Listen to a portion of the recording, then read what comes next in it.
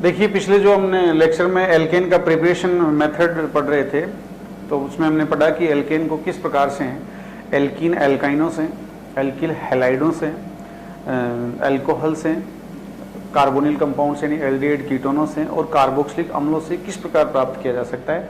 उसी क्रम में आगे जो है इसकी प्रिपरेशन मेथड है वो है ग्रिग्नार्ड रिएजेंट्स, यानी ग्रिग्नार्ड अभिकर्मक से हम किस प्रकार से एल्केन को प्राप्त कर सकते हैं। तो यहां पर RMGX की अभिक्रिया सक्रिय हाइड्रोजन युक्त यौगिकों से करवाने पर हमें एल्केन प्राप्त होती है। अब देखिए सक्रिय हाइड्रोजन जो है युक्त यौगिक क्या है, तो सबसे पहले इंपॉर्टेंट कॉन्सेप्ट है हमारे पास ग्रिग्नार्ड रिएजेंट। ये हमारे को एक ऑर्गेनिक केमिस्ट्री में बेहद इंपॉर्टेंट कंपाउंड है ग्रिग्नार्ड रिएजेंट। तो देखिए कोई भी एल्काइल ग्रुप यदि सीधा मैग्नीशियम से जुड़ा हो, तो मैग्नीशियम बाइवेलेंट है, द्विसंयोजी है, जिसकी एक संयोजकता पर कोई हैलोजन परमाणु जैसे कि फ्लोरीन, क्लोरीन, ब्रोमीन, आयोडीन जुड़ा हो, और दूसरी संयोजकता पर कोई एल्काइल ग्रुप जैसे methyl, ethyl, n propyl, isopropyl, n butyl, tertiary butyl, secondary butyl, या कोई साइक्लो एल्काइल ग्रुप है किसी भी तरीके से, वाइनिल ग्रुप हो सकता है, फेनिल ग्रुप हो सकता है, ये जुड़े हो सकते हैं। RMGX या एल्किल मैग्नीशियम जो हैलाइड होता है, ये इसका विशेष नाम है ग्रिग्नार्ड अभिकर्मक, क्योंकि इसकी खोज की थी विक्टर ग्रिग्नार्ड ने। ये एक ऑर्गेनोमेटेलिक कंपाउंड है। देखिए ऑर्गेनोमेटेलिक कंपाउंड यानी कार्ब धात्विक यौगिक। देखिए कार्ब धात्विक यौगिक वे होते हैं जिनमें कार्बन सीधा किसी धातु परमाणु से जुड़ा हुआ होता है। तो कार्बन सीधा धातु परमाणु से, यहां पर देखिए एल्काइल ग्रुप में जो कार्बन है वो सीधा किसी मेटल एटम यानी मैग्नीशियम से जुड़ा हुआ होता है। ठीक है, अब यहां पर हमें सबसे इंपॉर्टेंट है इसकी बॉन्ड ब्रेकिंग।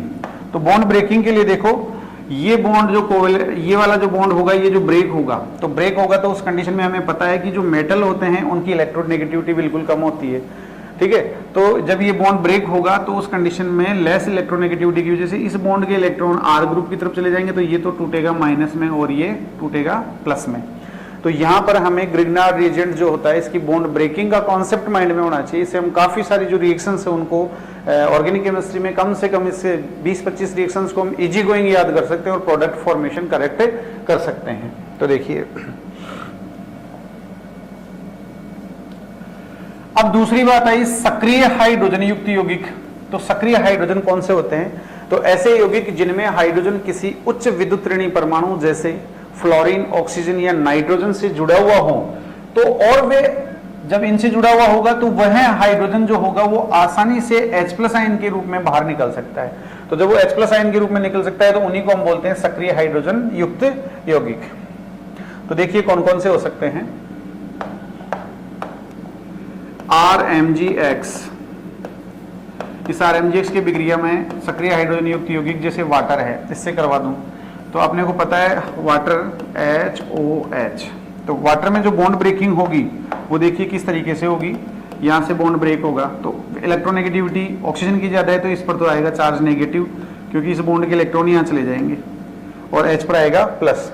ये है सक्रिय हाइड्रोजन, यानी वह हाइड्रोजन जो आसानी से H+ के रूप में निकल सकता है उसको हम कहते हैं सक्रिय हाइड्रोजन। ठीक है, अब देखिए ग्रिग्नार्ड रिएजेंट से जो बॉन्ड ब्रेक होगा उसमें Mg पर आएगा प्लस और R पर आएगा माइनस। तो यहाँ पर जो R- है वो H+ से जुड़ जाएगा और इस कंडीशन में जो प्रोडक्ट बनेगा वो बनेगा RH। ठीक है, तो देखिए एक्चुअली में जनरली जो एल्काइल ग्रुप होते हैं वो क्या होते हैं, यदि मैं किसी एल्केन से H ग्रुप को H को हटा दूं तो जो प्राप्त समूह होता है यानी remaining part of the hydrocarbon after removal of hydrogen, किसी भी एल्केन से या हाइड्रोकार्बन से H को हटा दूं तो उससे जो शेष बचा हुआ समूह उसको मैं R से रिप्रेजेंट करता हूं। तो यदि मैं इस R में वापस हाइड्रोजन जोड़ दूंगा तो ये किस में कन्वर्ट हो जाएगा, एल्केन में कन्वर्ट हो जाएगा। इसका जो साइड प्रोडक्ट बनेगा वो Mg मैग्नीशियम और इससे X और दूसरी वैलेंसी पर जुड़ जाएगा OH। वो सब प्रोडक्ट है, हमें यहाँ पर मेन प्रोडक्ट एल्केन की बात करनी है। तो इस तरीके से वाटर से रिएक्शन, वाटर के बाद में मैं देखिए इसी क्रम में आगे ले सकता हूं अल्कोहल। तो अल्कोहल ROH कंपाउंड होते हैं, यानी ऐसे कंपाउंड ऑर्गेनिक कंपाउंड जिनमें फंक्शनल ग्रुप जनरली होता है OH, या मैं इसको कह सकता हूं एल्केन के हाइड्रोक्सी व्युत्पन्न या हाइड्रोक्सी डेरिवेटिव। तो देखिए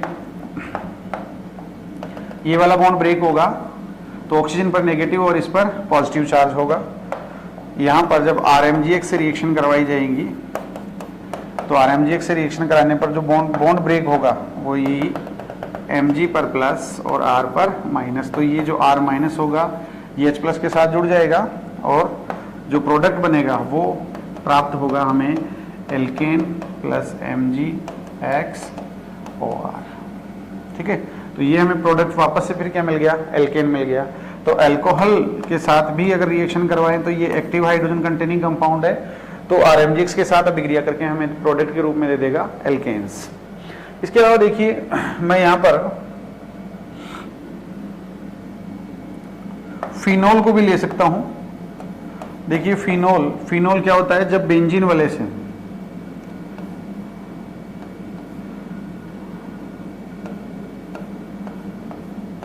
सीधा OH समूह जुड़ा हुआ होता है, बेंजीन वाले से यदि सीधा OH समूह जुड़ा होगा तो ये भी सक्रिय हाइड्रोजन युक्त यौगिक है और ठीक ये भी H प्लस देगा, तो जो H प्लस देगा वो R माइनस के साथ अटैच हो जाएगा और यहाँ पर जो साइड प्रोडक्ट हो जाएगा वो इसमें मैग्नीशियम की वैलेंसी पर ये फिनॉक्साइड आयन जुड़ जाएगा, तो इसमें भी जो प्रोडक्ट मिलेगा वो एल्केन के रूप में ही हमें प्राप्त होगा।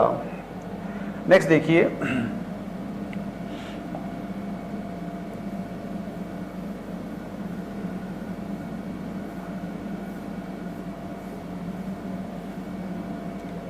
यदि मैं ग्रिग्नार्ड जो रिएजेंट है इसकी रिएक्शन करवा देता हूं कार्बोक्सिलिक एसिड से, तो कार्बोक्सिलिक एसिड RCOH कंपाउंड होते हैं, तो देखिए HC double bond HOC double bond R dash ये वाले होते हैं, तो ये इसका फंक्शनल ग्रुप होता है मेनली COH ग्रुप। ठीक है, जो COH होगा इसमें यहां पर जो बॉन्ड ब्रेक होगा वो यही वाला होगा और कार्बोक्सिलिक एसिड आसानी से H प्लस आयन देते हैं, तो ये जो H प्लस आयन देंगे ये R माइनस जो कंपाउंड होगा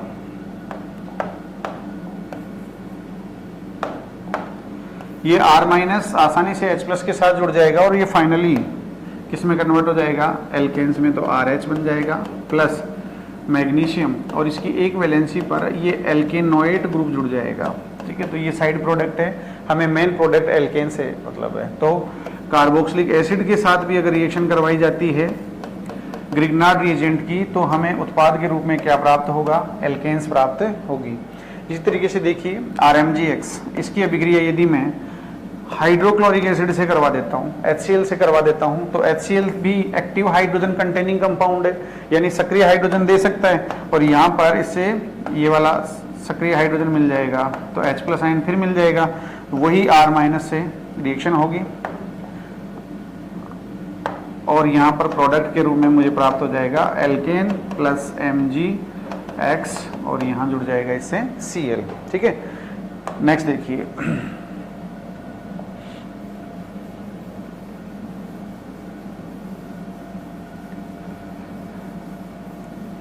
अब देखिए अमोनिया से अगर रिएक्शन करवाई जाती है तो अमोनिया से NNS2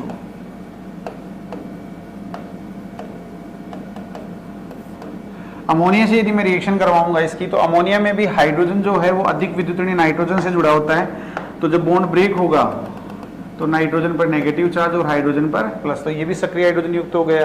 तो R से जब R माइनस से H प्लस की रिएक्शन होगी तो ये मुख्य उत्पाद बना लेगा एल्केन प्लस MgX और यहाँ जुड़ जाएगा NH2 ग्रुप।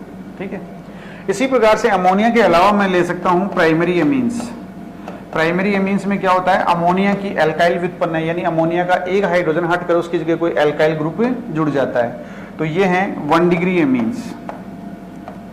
1 डिग्री एमीन्स से यदि जब इसकी रिएक्शन हम करवाएंगे तो वही सेम बॉन्ड ब्रेकिंग होगी, नाइट्रोजन पर नेगेटिव और हाइड्रोजन पर पॉजिटिव, तो ये जो R माइनस होगा इसका अटैक यहाँ पर हो जाएगा और फाइनली ये किस में कन्वर्ट हो जाएगा, एल्केन्स में, तो RH प्लस MgX और NHR डैश।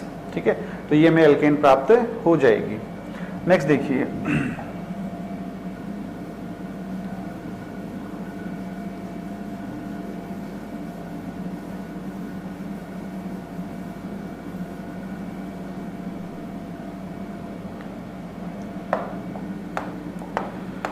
यदि मैं 1 डिग्री एमीन के बाद इसी क्रम में आगे 2 डिग्री एमीन ले लेता हूं, 2 डिग्री एमीन में क्या होता है, अमोनिया के 2H का प्रतिस्थापन 2 एल्काइल ग्रुप के द्वारा हो जाता है। तो 2 डिग्री एमीन से भी यदि रिएक्शन हो गई तो देखिए 2 डिग्री एमीन में भी एक एक्टिव हाइड्रोजन होता है ये वाला, और जो एक एक्टिव हाइड्रोजन होता है जब ये बॉन्ड ब्रेक होगा तो N पर माइनस और हाइड्रोजन पर प्लस होगा, तो ये R माइनस इससे जुड़ जाएगा और एल्केन का संश्लेषण हो जाएगा तो RH बन जाएगा प्लस MgX R', ठीक है। इसी प्रकार से यदि मैं टर्सरी एमीन से भी रिएक्शन करा देता हूं, tertiary amine N R', 3 degree amine, 3 degree amine से रिएक्शन कराऊंगा तो देखिए हमारे पास कॉन्सेप्ट ये था कि सक्रिय हाइड्रोजन युक्त यौगिक होना चाहिए, और यहाँ पर टर्सरी एमीन में नाइट्रोजन से कोई हाइड्रोजन जुड़ा हुआ नहीं है, इसमें एक्टिव हाइड्रोजन कम है ही नहीं, तो जब एक्टिव हाइड्रोजन नहीं होगा तो आगे रिएक्शन नहीं होगी। तो ये हमें एक कॉन्सेप्ट माइंड में रखना है। तो इस प्रकार से हम ग्रिग्नार्ड अधिकर्मक की यानी RMGX की अभिक्रिया सक्रिय हाइड्रोजन युक्त यौगिक जैसे जल है, अल्कोहल है, फिनोल है, कार्बोक्सिलिक एसिड है, हाइड्रोक्लोरिक एसिड है, अमोनिया है, प्राइमरी एमीन से, सेकेंडरी एमीन से, इनसे करा देंगे तो सभी से हमें मुख्य उत्पाद के रूप में एल्केन प्राप्त होगी।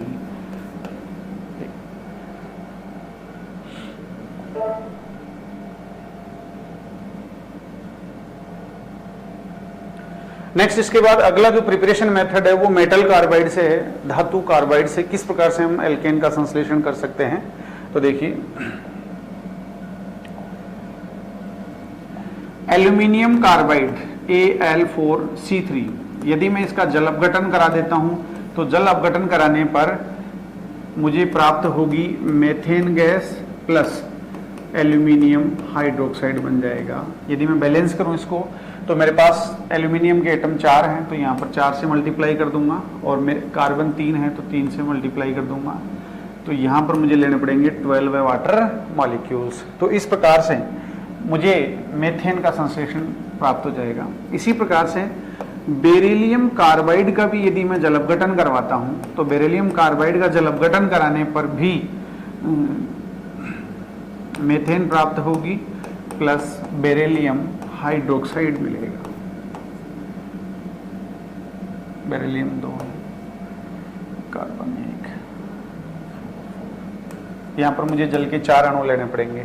तो इस प्रकार से एल्यूमिनियम तथा बेरिलियम कार्बाइड का यदि जल अपघटन करवाया जाता है तो हमारे को मेन प्रोडक्ट के रूप में मेथेन प्राप्त होती है, ठीक है। यहां पर हमें एक और कॉन्सेप्ट ध्यान में भी रखना है कि सभी कार्बाइड जल अपघटन पर एल्केन नहीं देते। जैसे कैल्शियम कार्बाइड का यदि जल अपघटन करवाएगा तो एसिटिलीन का निर्माण होता है, जो कि हम आगे एल्काइंस की जब स्टडी करेंगे तो वहां पर हम पढ़ेंगे, ठीक है। तो ये एक प्रिपरेशन मेथड हो गई मेथेन की कार्बाइड्स के द्वारा। नाउ नेक्स्ट अगला जो इसमें पॉइंट है वो है फिजिकल प्रॉपर्टीज, भौतिक गुण। तो देखिए भौतिक गुण क्या है। सबसे पहले हम बात करते हैं फिजिकल स्टेट की। तो फिजिकल स्टेट में देखिए C1 से C4 कार्बन तक यानी 1 से लेके 4 कार्बन तक की जो एल्केन होती है वो गैसियस कंडीशन में होती है, गैस प्रावस्था में होती है। इसमें एक इंपॉर्टेंट कॉन्सेप्ट ये कि केवल नियोपेंटेन यानी ये 5 कार्बन युक्त है, इसमें 5 कार्बन है,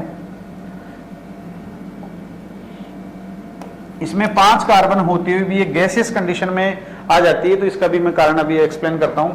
इससे पहले देखिए C5 से C17 तक ये लिक्विड कंडीशन में आ जाती है, C18 व इससे फिर आगे के जो सदस्य होते हैं वो ठोस कंडीशन में चले जाते हैं। तो एक तो बेसिक कॉन्सेप्ट हमारे को ये रखना है कि जी जैसे ही अणुभार बढ़ता है, अणुभार बढ़ने पर मॉलिक्यूल की साइज बढ़ जाती है, और मॉलिक्यूल की जैसे ही साइज बढ़ेगी तो उनके बीच में उनके पृष्ठीय क्षेत्रफल बढ़ जाएंगे। सतही क्षेत्रफल जितना ज्यादा होगा वान डेर वाल आकर्षण बल उतने ही ज्यादा होंगे, जिसकी वजह से अणुओं के बीच में आकर्षण बल ज्यादा होगा। आकर्षण बल जितना ज्यादा होगा, अणु एक दूसरे के पास पास होंगे तो उनके गलनांक क्वथनांक भी ज्यादा होंगे, और यहाँ पर जो सदस्य होंगे वो उतना ही, जैसे जिनके सबसे ज्यादा गलनांक क्वथनांक होंगे वो ठोस कंडीशन में, उनसे कम होंगे वो लिक्विड, और सबसे कम होंगे वो गैसियस कंडीशन में चले जाएंगे।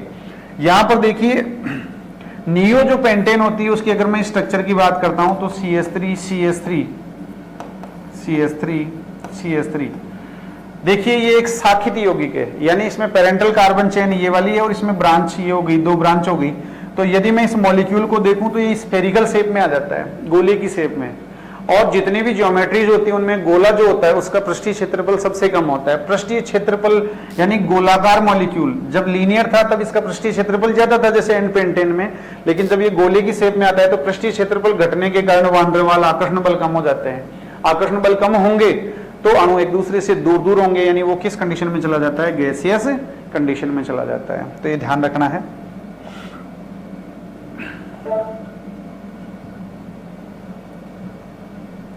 नेक्स्ट देखिए बॉइलिंग पॉइंट, क्वथनांक की बात होगी तो बॉइलिंग पॉइंट का कंप्लीट जो ऑर्गेनिक केमिस्ट्री है उसमें एक बेसिक जो कॉन्सेप्ट ये है कि क्वथनांक जो होंगे वो हमेशा अणुभार के समानुपाती होंगे। जैसे जैसे अणुभार बढ़ेगा वैसे वैसे क्वथनांक भी बढ़ता है। इसका जो कॉन्सेप्ट है वो मैंने दे रखा है कि अणुभार बढ़ने पर अणु का आकार बढ़ेगा, और यदि आकार बढ़ेगा तो हमें पता है उसका पृष्ठीय क्षेत्रफल बढ़ेगा, और पृष्ठीय क्षेत्रफल बढ़ने से उसके वान डेर वाल आकर्षण बल में वृद्धि होगी। वान डेर वाल आकर्षण बल जितने ज्यादा होंगे अणु एक दूसरे के पास पास में होंगे, जिससे मेल्टिंग पॉइंट और बॉइलिंग पॉइंट में वृद्धि होगी। ठीक है, इसी प्रकार से देखिए अगली एक कंडीशन और है। क्या है कंडीशन कि यदि, नेक्स्ट देखिए इसमें अगर अणुभार समान हो क्वथनांक के लिए, यदि अणुभार समान हो, देखिए समावयवी एल्केन्स में जो मॉलिक्यूलर वेट होगा वो समान होगा, लेकिन स्ट्रक्चर जनरली डिफरेंट होती है। तो फिर उस कंडीशन में हम यहाँ पर बॉइलिंग पॉइंट का अगर ऑर्डर डिसाइड करते हैं तो वो देखते हैं हम साइड चेन्स को, यानी पार्श्व श्रृंखलाओं की संख्या को। जैसे जैसे स्ट्रक्चर में साइड चेन्स बढ़ती जाएगी, शाखाएं बढ़ने पर, अगर ब्रांचिंग बढ़ती है तो अपने को पता है जितनी ज्यादा ब्रांच होगी मॉलिक्यूल जो होगा वो स्फेरिकल शेप में होगा, और जितनी भी ज्योमेट्री होती है उनमें स्फेयर यानी जो गोला होता है उसका पृष्ठीय क्षेत्रफल सबसे कम होता है। पृष्ठीय क्षेत्रफल यदि घटेगा तो वान डेर वाल आकर्षण बलों में कमी आ जाएगी, और वान डेर वाल आकर्षण बलों में कमी आने की वजह से जो बॉइलिंग पॉइंट होगा वो घटेगा। तो इस पर हम एक क्वेश्चन करते हैं। देखिए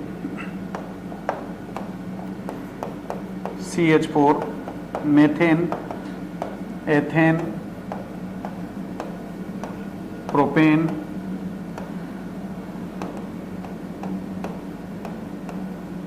ब्यूटेन, यदि मैं इनका बॉइलिंग पॉइंट जो है वो देखता हूं तो देखिए मेथेन का जो मॉलिक्यूलर वेट होगा वो होता है 16, एथेन का होता है 30, इसका होता है 44 और ब्यूटेन का होता है 58। तो हमने कॉन्सेप्ट ये पढ़ा कि जैसे जैसे मॉलिक्यूलर वेट इंक्रीज होगा वैसे वैसे उसका बॉइलिंग पॉइंट भी इंक्रीज होगा। तो यहाँ पर मॉलिक्यूलर वेट के साथ इनका बॉइलिंग पॉइंट, तो बॉइलिंग पॉइंट का एक जनरली ऑर्डर हो जाएगा मेथेन, मेथेन से ज्यादा एथेन, एथेन से ज्यादा प्रोपेन, देन ब्यूटेन का। अब दूसरी कंडीशन ये देखिए कि यदि मान लो कि अणुभार समान आ जाए, तो यदि मॉलिक्यूलर वेट समान हो, जैसे मैं बात करता हूं, ये एग्जांपल लें हम पेंटेन, तो पेंटेन का एग्जांपल लेंगे C5H12, ठीक है। इसका जो मॉलिक्यूलर वेट होता है वो होता है 72। अब इसके तीन समावयवी हमारे पास, इसके तीन समावयवी संभव है। पहला है CH3, CH2, CH2, CH2, CH3। दूसरा होता है आइसोपेंटेन, जिसमें एक ब्रांच निकल जाती है, तो CH2, CH3। तीसरा है CH3, CH3 नियोपेंटेन। देखिए तो यहां पर इन सभी का अणुसूत्र तो यही है, एन पेंटेन, आइसो पेंटेन और नियोपेंटेन, ठीक है। अब देखिए जरा, यहां अगर देखें तो ये बिल्कुल लीनियर, इसमें स्ट्रेट चेन है। यहां पर स्ट्रेट जो इसमें 4 कार्बन की मुख्य कार्बन श्रृंखला है, लेकिन एक साइड चेन है। तो देखिए जैसे जैसे साइड चेन इंक्रीज होगी वैसे वैसे बॉइलिंग पॉइंट के साथ ये इनवर्सली प्रोपोर्शनल व्युत्क्रमानुपाती का रिलेशन है, तो यानी बॉइलिंग पॉइंट क्या होगा, डिक्रीज होगा, ठीक है। इसमें जरा देखिए 3 कार्बन की पेरेंटल कार्बन चेन है और इसमें ब्रांचिंग दो ब्रांच है, दो मिथाइल ग्रुप साइड चेन के रूप में निकल गए। तो देखिए इसमें कोई साइड चेन नहीं है, इसमें एक साइड चेन है, इसमें दो साइड चेन है। तो जैसे जैसे number of side chains increase होगी वैसे वैसे मॉलिक्यूल स्फेरिकल शेप में होगा, गोलाकार। तो पृष्ठीय क्षेत्रफल घटने की वजह से वान डेर वाल आकर्षण बलों में कमी आएगी, अतः बॉइलिंग पॉइंट कम होगा। तो इस प्रकार से अगर पेंटेन के तीनों समावयवी की बात करें और उनमें हम बॉइलिंग पॉइंट को कंसीडर करें ऑर्डर को, तो सर्वाधिक होगा एन पेंटेन, देन आइसोपेंटेन और सबसे कम होगा नियोपेंटेन। ठीक है, और यही वजह है कि पेंटेन के दो समावयवी तो हमें मिलते हैं लिक्विड कंडीशन में, लेकिन जो नियोपेंटेन है वो स्फेरिकल शेप में होने की वजह से सबसे कम वान डेर वाल आकर्षण बल होते हैं, अतः ये चला जाता है गैसियस कंडीशन में। तो ये हमने इनकी फिजिकल स्टेट और बॉइलिंग पॉइंट के बारे में एक बेसिक आइडिया। नेक्स्ट देखिए,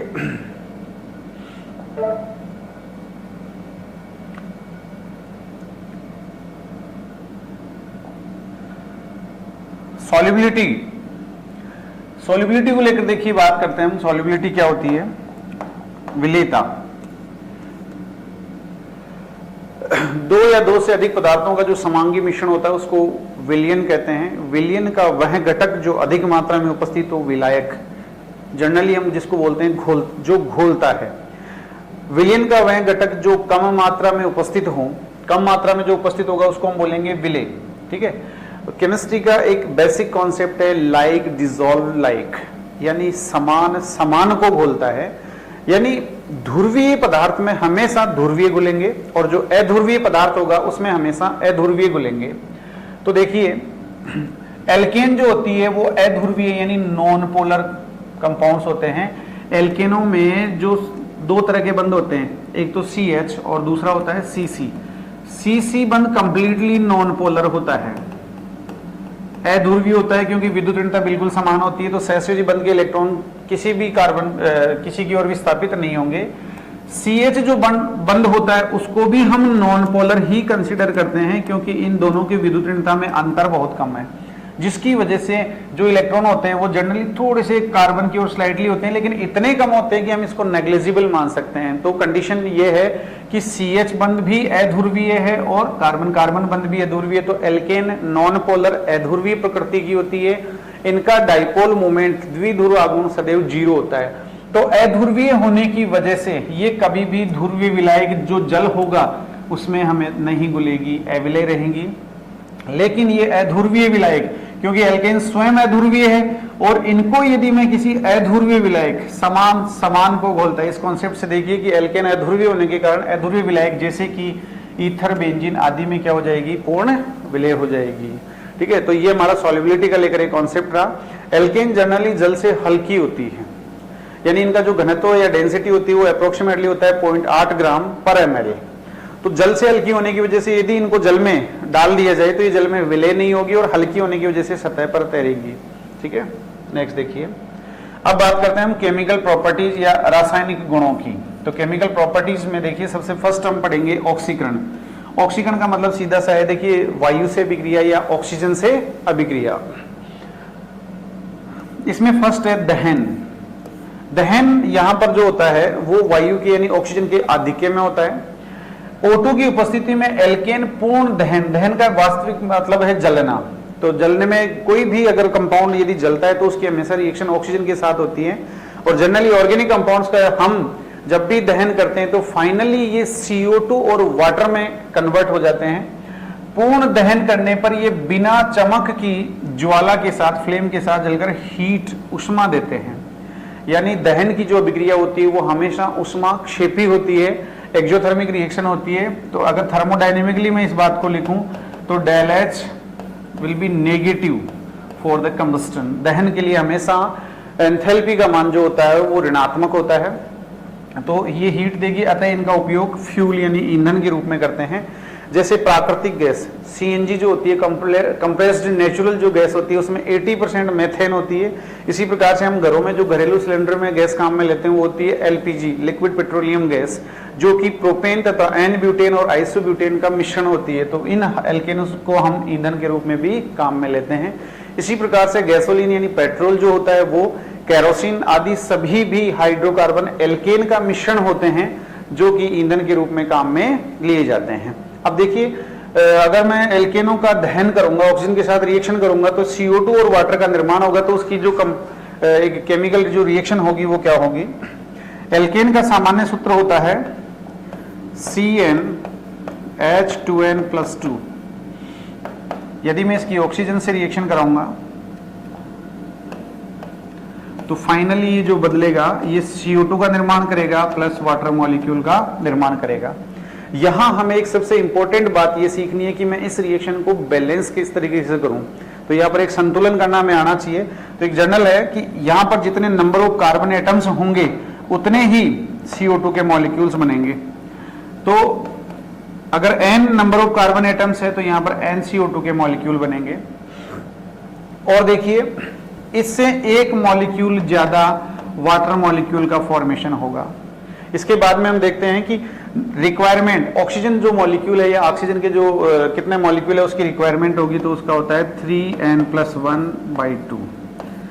ठीक है, तो ये हमें एक कॉन्सेप्ट या इस रिएक्शन को बैलेंस करने का जो कॉन्सेप्ट या लॉजिक है ये आना चाहिए।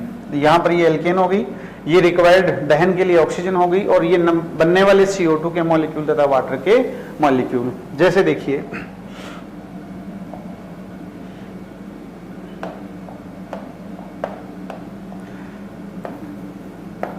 अगर मेथेन का दहन किया जाए CH2+O2 तो एक ही कार्बन एटम है, इसलिए CO2 का एक मॉलिक्यूल बनेगा, और CO2 के मॉलिक्यूल से एक मॉलिक्यूल ज्यादा यानी ट्वाइस H2O बनेगा। हम बैलेंस करें तो इधर कितने हाइड्रोजन है? 4, तो 2 दूनी 4, और CO2 कार्बन 1 है। ऑक्सीजन देखिए टोटल कितनी हो गई? 2 तो ये और 2 ये, तो टोटल हो गई 4। तो यहाँ पर हमें जरूरत पड़ेगी। तो एक तो हम जर्नली, क्योंकि हमें पता है द्रव्यमान संरक्षण का नियम, न तो परमाणु नष्ट होते हैं, परमाणु को नष्ट नहीं किया जा सकता, केवल पुराने बंध टूटते हैं, किसी नए बंध का निर्माण होता है। तो किसी रिएक्शन को बैलेंस करने का एक बेसिक कॉन्सेप्ट ये है कि रिएक्टेंट तथा प्रोडक्ट में नंबर ऑफ एटम जो होते हैं वो हमेशा सेम होते हैं। तो आप किसी निश्चित गुणांक से गुणा करके भी बैलेंस कर सकते हैं। इसके अलावा एक जनरल फॉर्मूला हमने लिखा, इसके थ्रू भी हम बैलेंस कर सकते हैं। यहां देखिए n बराबर कितना है? 1, तो इस वैल्यू में रखिए, तो 3 × 1 + 1 तो 4/2, ये 2 आ गया। यहां पर n की वैल्यू 1 थी तो ये 1 रख दिया, तो CO2, और n में 1 ऐड किया तो ये 2 हो गया।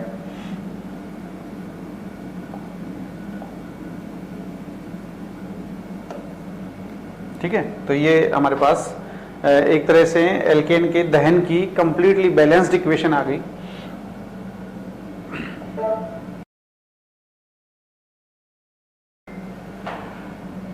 नेक्स्ट देखिए, यदि मैं एथेन का दहन करता हूं CH3 इसका दहन करेंगे तो देखिए इसमें नंबर ऑफ कार्बन एटम्स 2 हैं, तो उस कंडीशन में 2 CO2 प्लस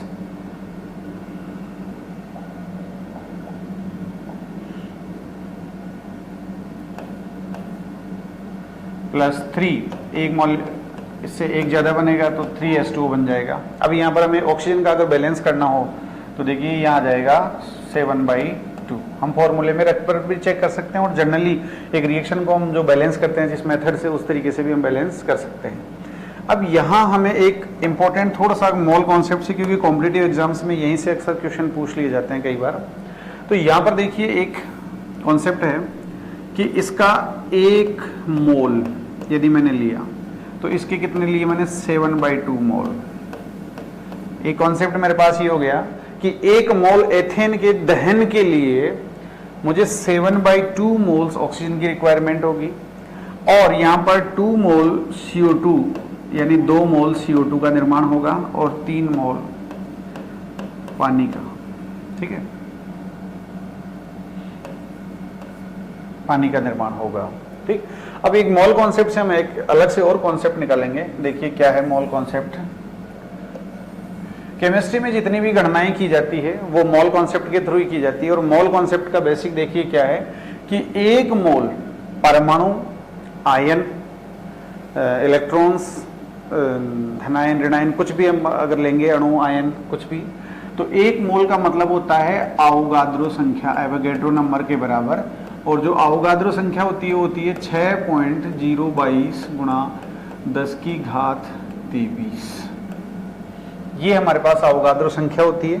और ये एक बहुत बड़ी संख्या है। यदि मैं कहूंगा 1 मोल अणु, इसका मतलब 1 मोल अणु की बात हो रही है, तो अणुओं की संख्या जो होगी वो होगी 6.022 गुणा 10 की घात 23। तो 1 मोल जो पदार्थ, कोई भी पदार्थ XYZ कुछ भी होगा, उसमें इतने अणु परमाणु इनकी संख्या होंगी। 1 मोल अगर कोई गैसीय पदार्थ है तो उसका एनटीपी यानी नॉर्मल टेम्परेचर और प्रेशर पर जो आयतन होगा वो होगा 22.4 लीटर या 22,400 ml होगा। और देखिए, जब हम मोल, नंबर ऑफ मोल्स किसी के कैलकुलेट करने होते हैं तो हम सूत्र लगाते हैं ग्राम में मात्रा बटा अणु भार, मॉलिक्यूलर वेट। यदि मुझे किसी अणु का मोलों में मात्रा में कन्वर्ट करना हो तो मैं इस सूत्र से निकालता हूं। अब यहां हम देखते हैं कि यदि अणु भार जो होगा वो तथा ग्राम में मात्रा दोनों आ जाएं इक्वल, यानी बराबर मात्रा में यदि उपलब्ध हो, तो उस कंडीशन में नंबर ऑफ मोल्स कितने होंगे? 1 होंगे। तो मैं सीधी सी बात यहां पर एक डेफिनेशन कर सकते हैं कि अणु भार में के बराबर ग्रामों में मात्रा होगी वो सदैव कितने मोल के बराबर होगी? 1। तो 1 मोल का मतलब हो गया किसी भी पदार्थ के अणु भार के बराबर ग्रामों में मात्रा। जैसे मैं बात करूं H2O की, तो H2O का यहां पर मॉलिक्यूलर वेट होता है 18, तो मैं यहां पर 18 ग्राम पानी का मतलब हो गया 1 मोल। ठीक है, क्योंकि चूंकि एक, देखिए अगर मोल निकालना है तो ग्राम में मात्रा, तो 18 रख दूंगा बटा वाटर का कितना 18, तो कितना मोल आ जाएगा? 1 मोल। अगर मैं कहूं कि मेरे पास 36 ग्राम वाटर है तो उस कंडीशन में कितने मोल हो जाएंगे? 2 मोल। इसी प्रकार से जैसे मैं CO2 के लिए बात करूं तो CO2 का मॉलिक्यूलर वेट होता है 44, तो 44 ग्राम CO2 का मतलब कितना हो गया? 1 मोल हो गया। ठीक है, अब हमें पता है कि ये तीनों कॉन्सेप्ट एक इंपॉर्टेंट हो गए। 1 मोल पदार्थ है तो अणुभार के बराबर ग्रामों में मात्रा, और उसका यदि वो गैसियस कंडीशन में है तो आयतन होगा 22.4 लीटर।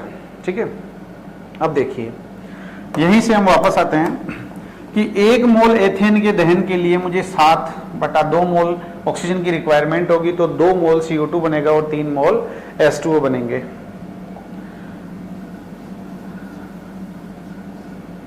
अब देखिए यहां 1 मोल का मतलब हो गया, अगर मैं ग्रामों में मात्रा निकालूंगा तो इसका मॉलिक्यूलर वेट जो होगा वो होता है 30, तो मैं कह सकता हूं कि 30 ग्राम एथेन है। और यहां पर अगर इसको ग्रामों में निकालूंगा तो ऑक्सीजन का मॉलिक्यूलर वेट होता है 32, और 32 को अगर मैं 7/2 से मल्टीप्लाई करूंगा तो 7/2 इंटू 32,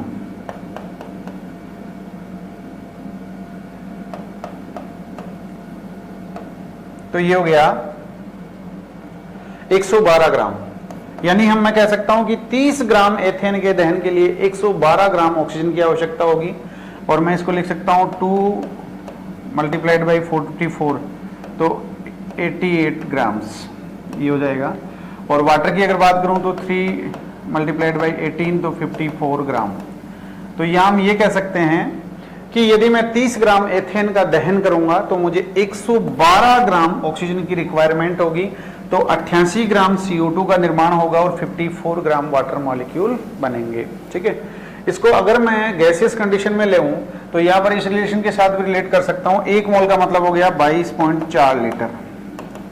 22.4 लीटर एथेन का अगर दहन करना हो तो फिर मुझे 7/2 मोल यानी 22.4 गुणा 3.5 इतने लीटर ऑक्सीजन की रिक्वायरमेंट होगी, और 2 गुणा 22.4 लीटर CO2 का निर्माण होगा, और 3 गुणा 22.4 लीटर H2O का निर्माण होगा।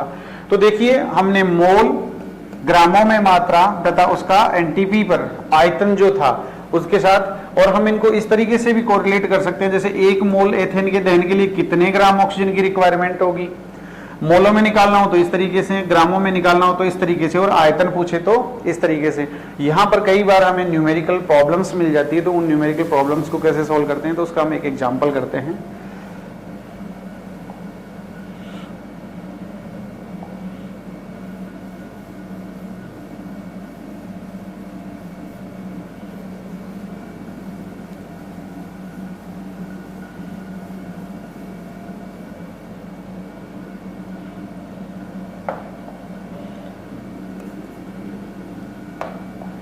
जैसे क्वेश्चन है 5.8 ग्राम ब्यूटेन के दहन के लिए कितने लीटर O2 की आवश्यकता होगी।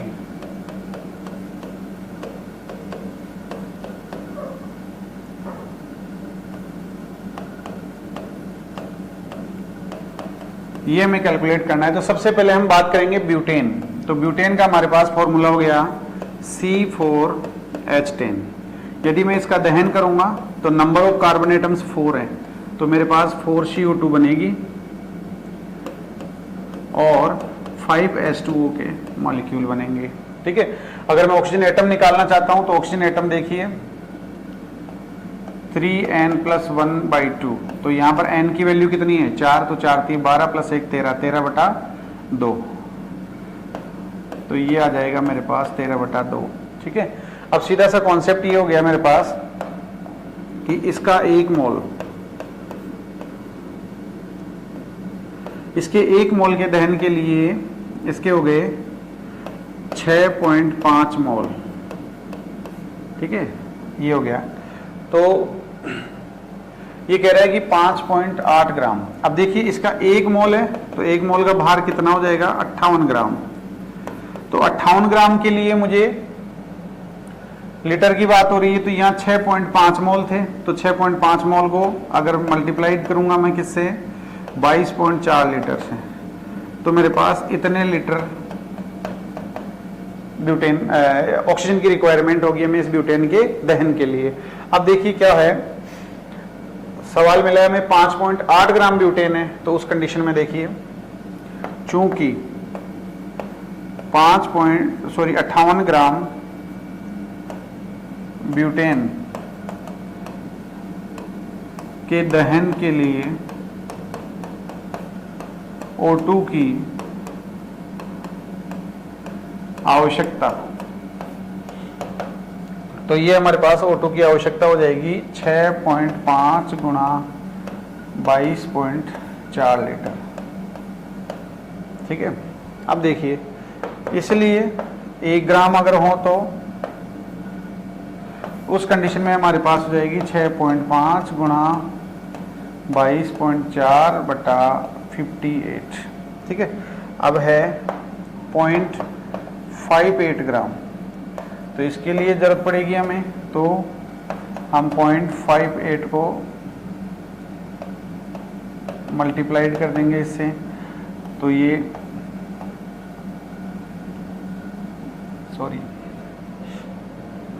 5.8 ग्राम्स था, ये 5.8 हो जाएगा, तो ये 10 से डिवाइड हो जाएगा, तो यहाँ आ जाएगा हमारे पास 0.65 × 22.4 लीटर।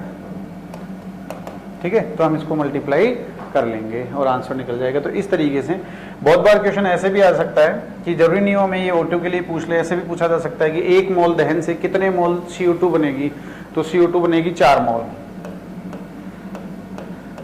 ऐसा भी हमारे को क्वेश्चन पूछा जा सकता है कि कितने ग्राम CO2 बनेगी, तो 4 गुणा 44, तो हम निकाल लेंगे 4 गुणा 44 मॉलिक्यूलर वेट से गुणा करते हैं, तो 176 ग्राम आ जाएगा।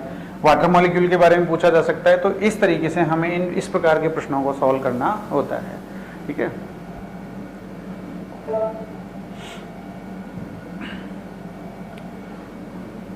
नेक्स्ट देखिए अपूर्ण दहन। अपूर्ण दहन में क्या होगा कि ऑक्सीजन की जो सप्लाई होगी वो कम हो जाएगी। तो जैसे मेथेन है और मेथेन का यदि मैं अपूर्ण दहन करवाता हूं, तो जब पूर्ण दहन करवाते हैं तो CO2 बनती है, लेकिन अपूर्ण दहन करवाने पर कार्बन मोनोऑक्साइड बनेगी। तो मेथेन का अपूर्ण दहन कराने पर कार्बन मोनोऑक्साइड तथा हाइड्रोजन का मिश्रण प्राप्त होता है। इसके बाद देखिए उत्प्रेरक की ऑक्सीकरण। यदि मैं ऑक्सीजन से रिएक्शन कराऊं लेकिन किसी कैटलिस्ट उत्प्रेरक की उपस्थिति में कराऊंगा, तो जो बनने वाला उत्पाद होगा वो उत्प्रेरक के प्रकार पर निर्भर करेगा। जैसे मेथेन की अभिक्रिया ऑक्सीजन से कराएं और उत्प्रेरक के रूप में मैं आयरन कॉपर ले लेता हूं और हाई टेम्परेचर एंड प्रेशर लेता हूं, तो फिर इस कंडीशन में मेरे पास जो प्रोडक्ट बनेगा वो बनता है मेथेनॉल। ठीक है, इसी प्रकार से मेथेन की रिएक्शन मैं ऑक्सीजन से कराऊं और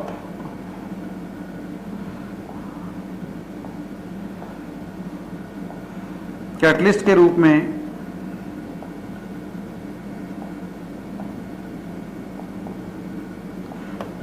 रूप में molybdenum oxide, temperature approximately 230 degree Celsius और दाब 100 एटमॉस्फेरिक प्रेशर को यदि मैं लेता हूं तो यहां पर मुझे प्रोडक्ट के रूप में फॉर्मेल्डिहाइड का निर्माण होता है।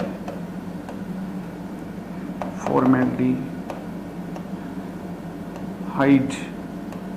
ठीक है, तो इस तरीके से हम जिस प्रकार से कैटलिस्ट लेंगे उसके अकॉर्डिंग प्रोडक्ट बन सकता है। तो ये ऑक्सीकरण की रिएक्शंस थी कि किन किन कंडीशंस में एल्केन का अगर ऑक्सीकरण करें तो उसके अकॉर्डिंग हमें क्या क्या प्रोडक्ट प्राप्त हो सकते हैं।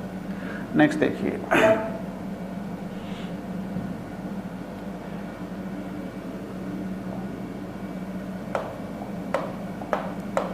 नेक्स्ट अभिक्रिया है प्रतिस्थापन अभिक्रिया। प्रतिस्थापन का देखिए बेसिक मतलब क्या होता है कि किसी जैसे एक कोई भी अणु है उसमें किसी परमाणु या समूह का किसी अन्य परमाणु या समूह के द्वारा प्रतिस्थापन, यानी प्रतिस्थापन का सीधा मतलब है कि एक समूह को हटाओ दूसरे को लगाओ। ठीक है, तो ये है।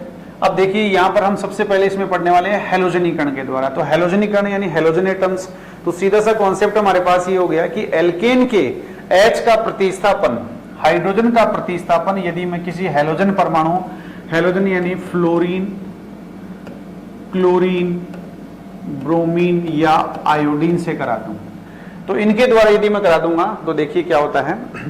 हैलोजन की अगर क्रियाशीलता की बात की जाए या रिएक्टिविटी की अगर हम बात करेंगे तो हैलोजनों की जो क्रियाशीलता है वो सबसे ज्यादा होती है फ्लोरीन की, उससे कम होती है क्लोरीन की, फिर ब्रोमीन, देन आयोडीन।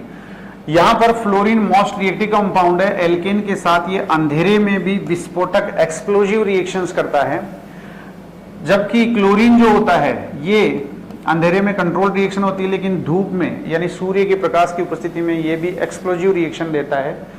ब्रोमीन जो होता है सूर्य के प्रकाश के अतिरिक्त इसको हीट भी करना पड़ता है। आयोडीन के साथ अभिक्रिया उत्क्रमणीय होती है और अभिक्रिया में जो HI बनता है ये अभिक्रिया को रिवर्सिबल या उत्क्रमणीय कर देता है। इस कारण हमें HI को हटाने के लिए प्रबल ऑक्सीकारक जैसे HiO3, HNO3 आदि को भी काम में लेना पड़ता है। नेक्स्ट बात देखिए, हाइड्रोजन की क्रियाशीलता, यानी एल्केन में जो हाइड्रोजन होगा उसकी जो रिएक्टिविटी होगी उसका ऑर्डर क्या होगा। तो सबसे पहले हम बात करते हैं डिग्री ऑफ कार्बन की। तो हमने पहले GOC में पढ़ भी चुके हैं कि कार्बन की हमारे पास 4 संयोजकता होती है। कार्बन की चारों ही संयोजकताओं में यदि एक संयोजकता पर कार्बन जुड़ा हो तो ऐसा कार्बन होता है 1 डिग्री। यदि 2 संयोजकता पर जुड़ा हो तो ऐसा कार्बन कहलाता है 2 डिग्री।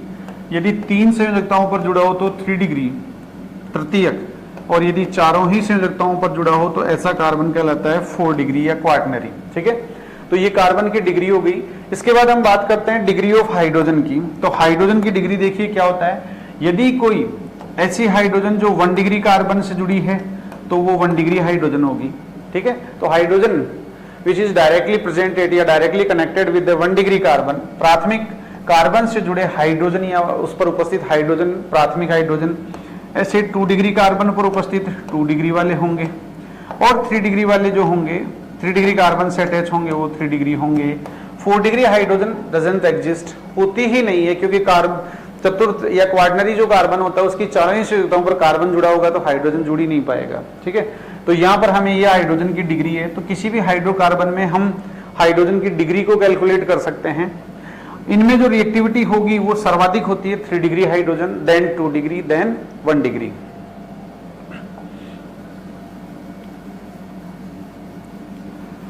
जैसे मैं एक एग्जांपल लेता हूं, isobutane CH3 CH CH3 CH3। अब देखिए यहाँ पर अगर आप कार्बन की डिग्री की बात करें तो ये जो कार्बन होगा ये 1 डिग्री कार्बन है। क्यों होगा?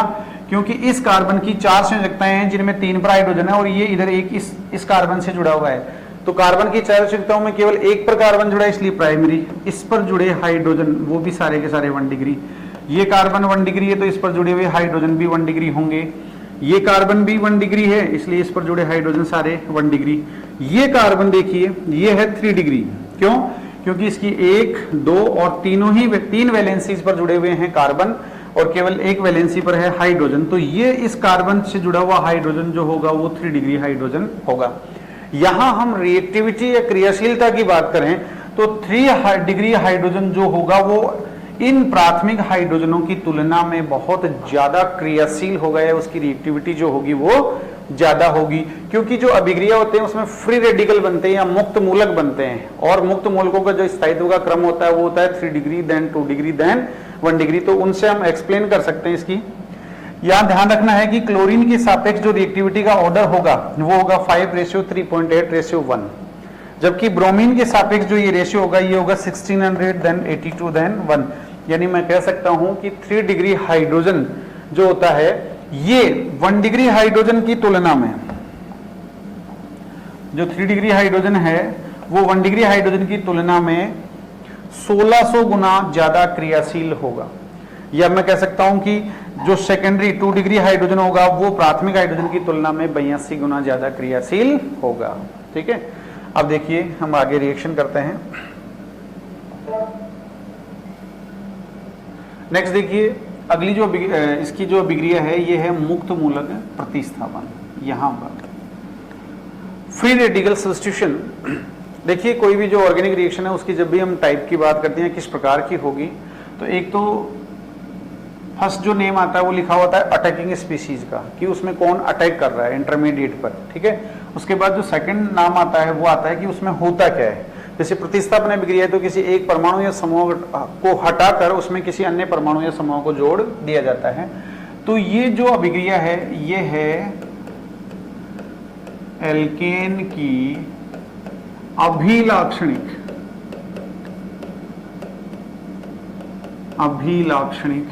अभिक्रिया, कैरेक्टरिस्टिक रिएक्शन है। यदि हमसे ये सीधा सा क्वेश्चन पूछा जाता है एग्जाम में कि एल्केन किस प्रकार की रासायनिक अभिक्रिया देते हैं तो हम सीधा सा क्वेश्चन लिखते हैं, उसका सीधा सा आंसर होगा हमारे पास में मुक्त मूलक प्रतिस्थापन, फ्री रेडिकल सब्स्टिट्यूशन। ठीक है, तो देखिए हम केमिकल रिएक्शन की बात करेंगे।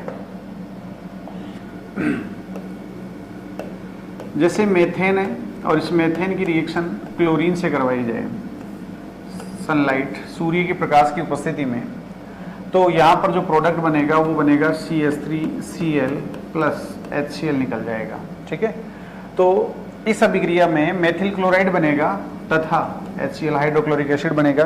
तो हम इसकी मैकेनिज्म यानी क्रियाविधि की बात करते हैं। तो देखो इसकी मैकेनिज्म क्या होगी।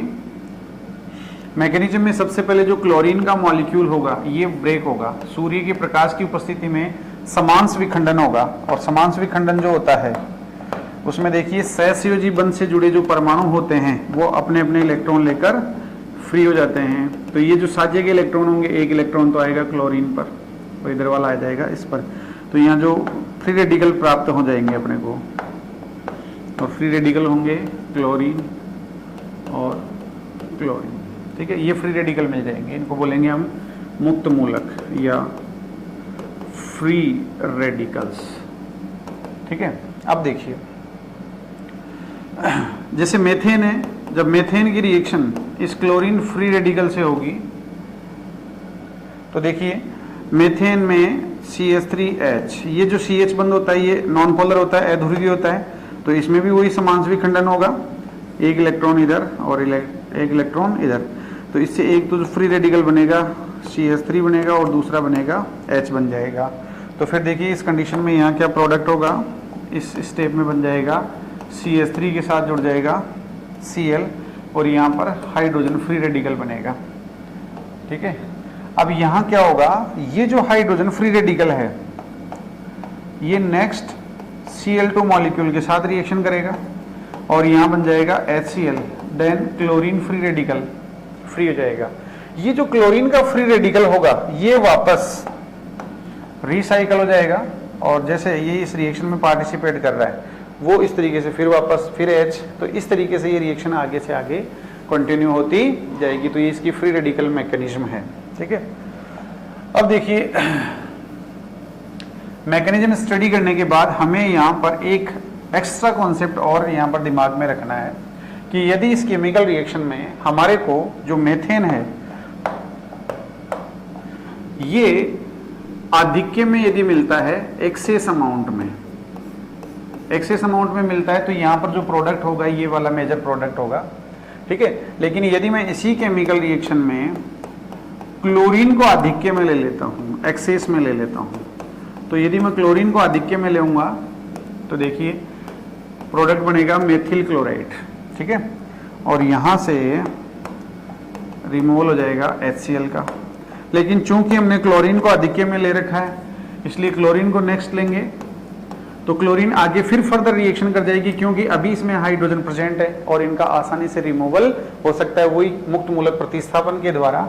तो देखिए डाइक्लोरोमेथेन का निर्माण हो जाएगा और वहीं वापस HCl का मॉलिक्यूल बाहर निकलेगा। ठीक है, अभी भी इसमें हाइड्रोजन अवेलेबल है तो क्लोरीन फिर इससे रिएक्शन करेगी सनलाइट की प्रेजेंस में, then it will be convert into trichloromethane. ठीक है, और यहाँ से HCl का रिमूवल हो जाएगा। अभी भी इसमें एक हाइड्रोजन प्रेजेंट है जिसका रिमूवल हो सकता है तो नेक्स्ट अगली कंडीशन में फिर क्लोरीन की रिएक्शन होगी सनलाइट की प्रेजेंस में, then it will be convert into CCl4 यानी कार्बन टेट्राक्लोराइड का निर्माण होगा। ठीक है, तो ये विक्रिया तब तक चलती रहेगी जब तक कि इनके पास हाइड्रोजन हमारे को अवेलेबल होंगे। तो देखिए मेथेन का अगर मैं क्लोरीन के आधिक्य यानी एक्सेस अमाउंट में यदि मैं रिएक्शन करवाता हूं तो मेरे पास mono alkyl halide, di, tri और टेट्रा एल्किल हैलाइड इनका सभी का मिश्रण प्राप्त होता है।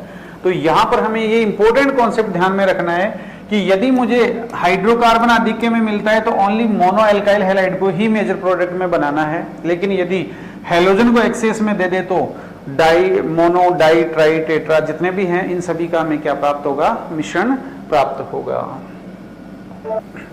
नेक्स्ट देखिए यहां पर हमें जो है आयोडीन इसके साथ केमिकल रिएक्शन चेक करते हैं।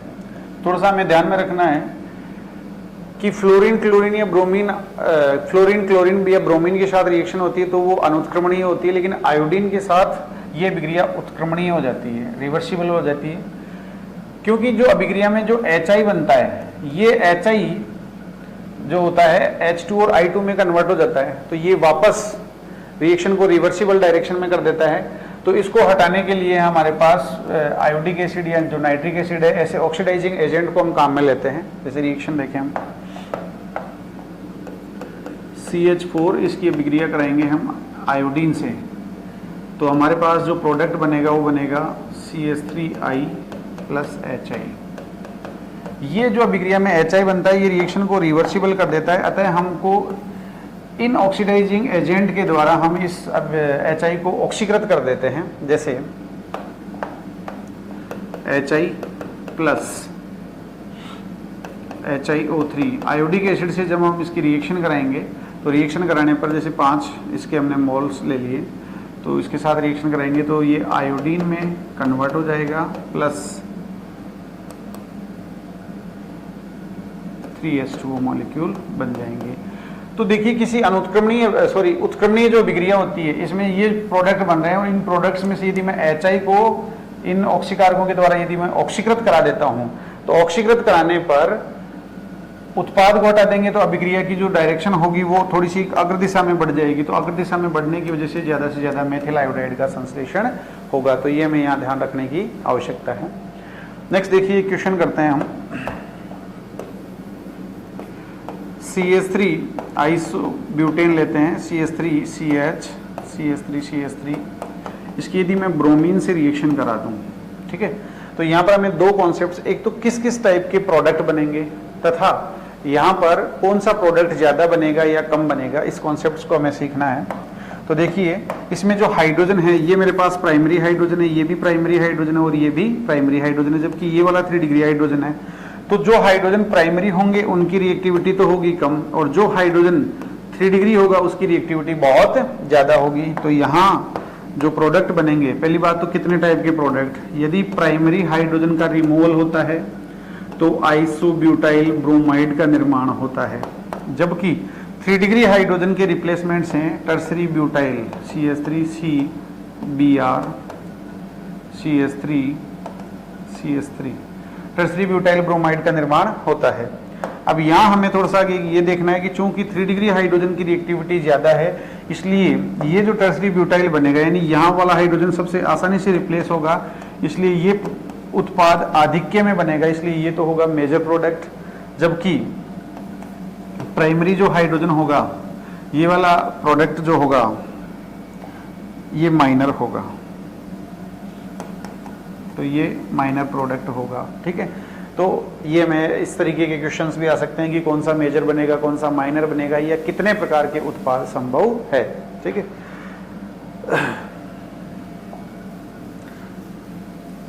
नेक्स्ट एक हम और जैसे ग्रिग्नार्ड रिएजेंट से एक क्वेश्चन लेते हैं। जैसे मेथेन है, मेथेन की Grignard reagent methyl magnesium bromide, यदि मेथिल मैग्नीशियम ब्रोमाइड है, इसकी अभिक्रिया मैं वाटर से करा देता हूं तो क्या प्रोडक्ट बनेगा। ठीक है, तो यहां पर देखिए ये वाला बॉन्ड ब्रेक होगा तो Mg पर तो आएगा प्लस और CH3 पर आएगा माइनस। जो वाटर होगा ये देखिए किस तरीके से ब्रेक होगा, HOH है तो ये वाला बॉन्ड ब्रेक होगा तो H+ निकलेगा, तो यहाँ पर जो मेथिल कार्बोनाइन है ये H+ से जुड़ेगा और प्रोडक्ट के रूप में यहाँ पर हमें प्राप्त होगा मेथेन और MgBrOH। ठीक है, इस तरीके से होगा। और देखिए मान लीजिए कि यहाँ पर मैं ग्रिग्नार्ड रिएजेंट में थोड़ा चेंज कर देता हूँ। अगर हमें ये मिल जाए CH3 यानी आइसोप्रोपाइल ग्रुप जुड़ा हो मैग्नीशियम ब्रोमाइड के साथ MgBr। ठीक है, तो यहाँ पर हमें अगर मान लीजिए कि प्रोडक्ट बनाना है तो फिर उस कंडीशन में देखिए यही HOH, तो जो बॉन्ड ब्रेक होगा ये वाला ब्रेक हो जाएगा तो इस पर माइनस और इस पर प्लस, यहाँ से जो बॉन्ड ब्रेक होगा ये Mg पर प्लस और इस पर माइनस, तो ये वाला जो ग्रुप होगा ये H+ के साथ जुड़ जाएगा, तो जो प्रोडक्ट बनेगा वो बनेगा CH3CH2CH3। तो यहाँ पर हमारे को प्रोडक्ट के रूप में मिलेगा प्रोपेन प्लस MgBr और OH, ये हो जाएगा। तो ये प्रोडक्ट हमें बनाना आना चाहिए।